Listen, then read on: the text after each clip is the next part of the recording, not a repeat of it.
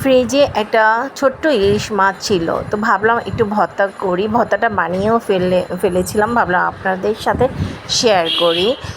ইলিশ মাছের মাথাটা খুব ভালো করে ফ্রাই করেছি, একদম মুচমুচে করে, সাথে পেঁয়াজ কুচি, বিলাতি, ধনিয়া পাতা, স্বাদ মতো লবণ আর কিছু নারকেল কোড়ানো দিয়ে সুন্দর মতো পাটায় পেস্ট করে মজার একটা ভর্তা বানিয়ে নিয়েছি।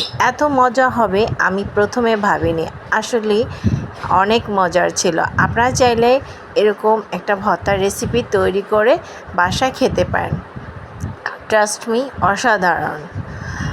আর এটা যদি আরও মজা করে খেতে চান তাহলে লাগবে মসুরের ডালের পাতলা ডাল, ঠিক এই রকম একটা পাতলা ডাল দিয়ে এই ভর্তাটা, আর সাথে করলা ভাজি।